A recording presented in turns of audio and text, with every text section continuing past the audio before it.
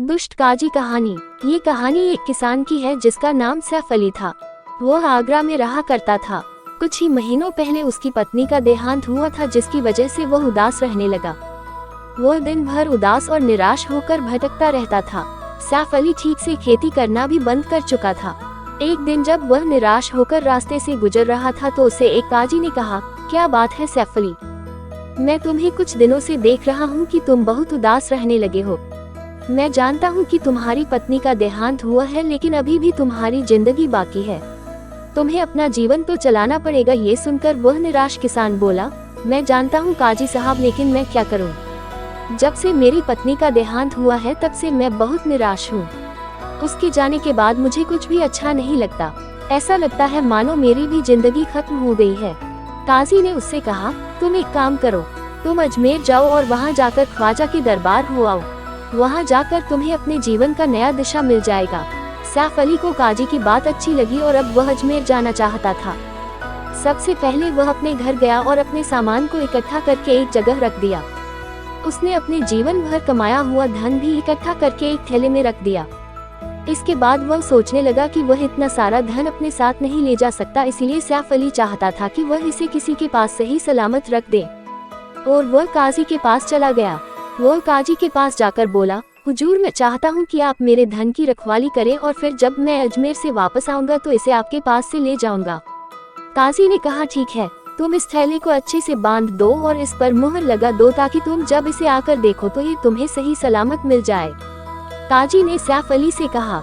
इसके बाद काजी अंदर से अपना मुहर ले आया और फिर सैफ अली ने अपने थैले पर अच्छे से रस्सी बांधी और उस पर मुहर लगने के बाद थैले को एक सुरक्षित जगह पर रख दिया। अब सैफ अली निश्चित होकर अजमेर के लिए रवाना हो गया। अजमेर जाकर सैफ अली बहुत खुश हुआ। उसे अपने जीवन का नया मकसद मिल गया। अब वह गरीब बच्चों को पढ़ाना चाहता था और उनकी सेवा करना चाहता था। अजमेर से लौटते ही वह सीधे काजी के पास गया और उसे अपना धन का थैला मांगा। काजी ने सैफ अली को धन का थैला दिया और फिर सैफ अली अपने घर आ गया। घर लौटते ही उसने अपना थैला खोला। उसमें सोने के सिक्कों की जगह पत्थर रखे हुए थे। ये देखते ही सैफ अली अचंभित हो गया और वह सीधे काजी के पास पहुंच गया और उसे बोला, हुजूर, मेरे इस थैले पर सिर्फ और सिर्फ पत्थर है, लेकिन मैंने आपको इसमें सोने के सिक्के रख कर दिए थे। ये सुनते ही सैफ अली से बोला, यह मैं नहीं जानता। तुमने मुझे इतना थैला दिया था, मैंने इसे सुरक्षित रख दिया। क्या तुमने मुझे थैला खोलकर दिखाया था कि इसके अंदर क्या है? ये कहकर काजी ने सैफ अली को वहाँ से भगा दिया।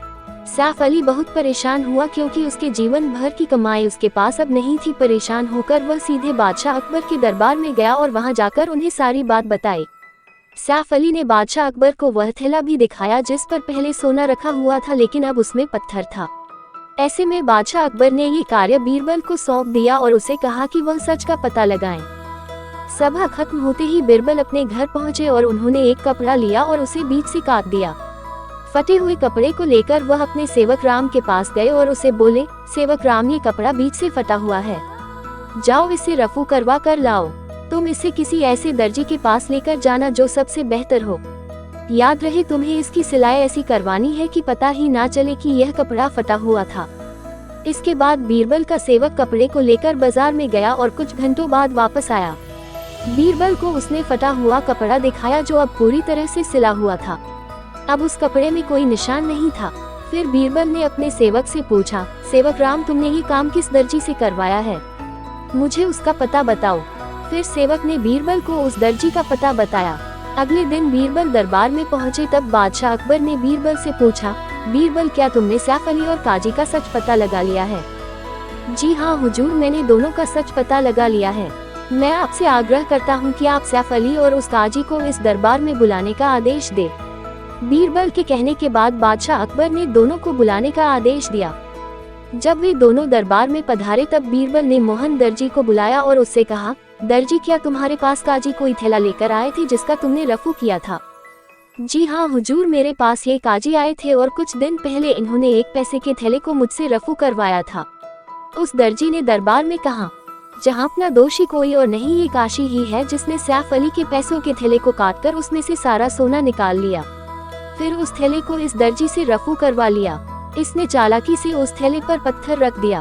बीरबल ने बादशाह अकबर को सच बताया।